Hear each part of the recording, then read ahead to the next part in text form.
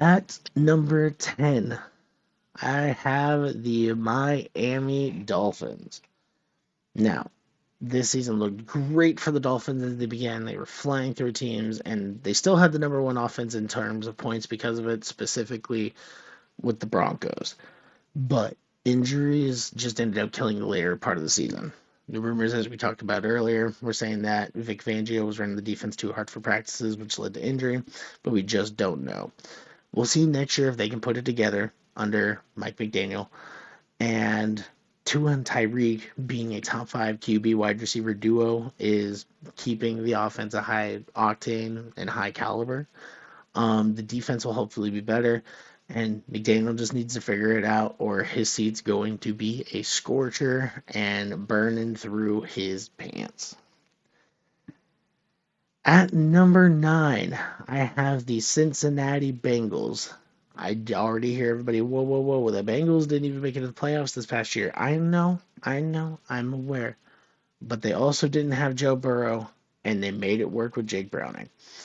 Now, the rumors that I heard was that maybe Joe Mixon might be leaving, and that might be a problem for them.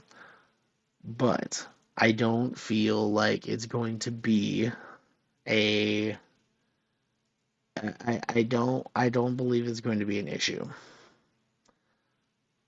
Presumably Joe Burrow will be fine, but he needs to be healthy, or whoever they have as their backup needs to be good enough to have an insane run. Now the pieces around, like Jamar Chase, they're going to stay. Joe Mixon leaves, I think it would hurt a bit, but if they do that so they can keep like T Higgins, then I think it may work out. Just go with a more passing attack. They do lose their offensive coordinator, although I don't know how much it's going to affect it because Zach Thomas still being the head coach and the play caller, and the Bengals do need to try to take advantage of the slump that I feel like the Ravens are going to have. But I can't say the probability is higher because, A, I haven't talked about the Ravens yet, but just the way the organizations have been run, the Ravens might be a little more consistent at being able to win it. At number 8, I have the Green Bay Packers. The pack is going. They're the youngest team in NFL on average, and they showed up the longer the season went. I think it also showed that maybe having younger guys, a little less wear and tear from rough football, can be a little more productive with less injuries down the stretch or quicker recovery times. Jordan Love looks like another Green Bay QB legend in the making, and the wide receivers all rallied around him, and he started dishing it to everybody at any time. Matt LaFleur's play calling got better and better as he figured out what exactly he had in that team, and they purged arguably the biggest problem in Joe Barry. The Packers defense is expected to improve because of it. We'll have to see. I see improvement in general because of how young the team is, but if the defense deals with growing pains in year one, I can see it like next year, meaning. But I have them here as an homage to how well they did last year and what it looks like they'll be able to do next year. At number 7, the LA Rams.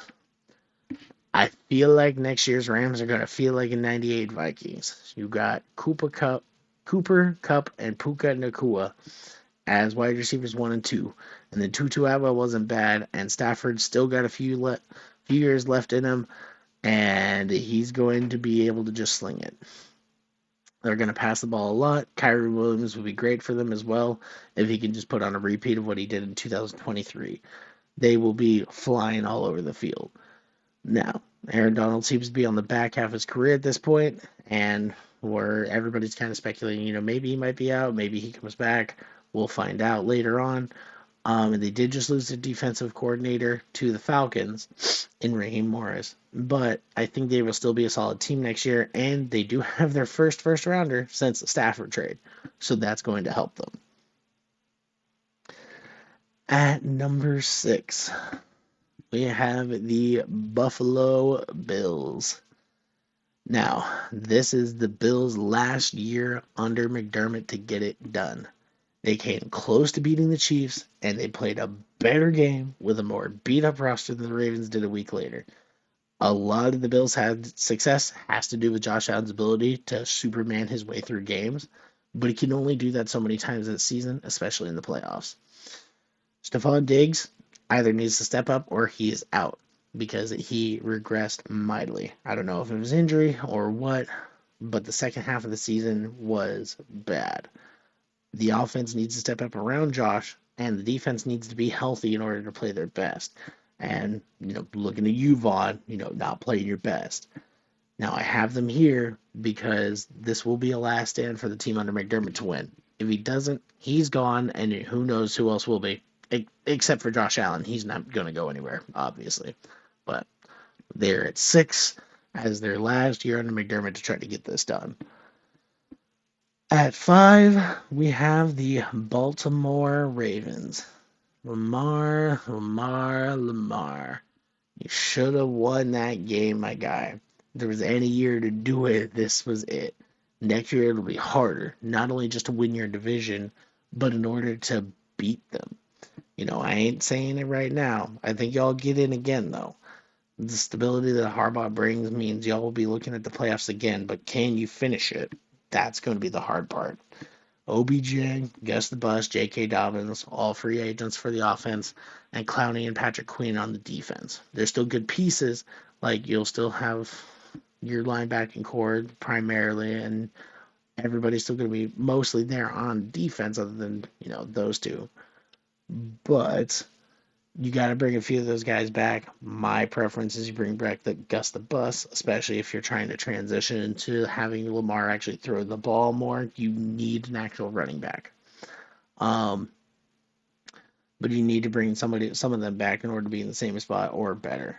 I think a new defensive coordinator will also bring a challenge, but I think the Ravens will figure it out. I have them here at 5, and part of that is the last time they got into the playoffs, it took another couple of years before they got that deep again. So we'll see how they perform this next year.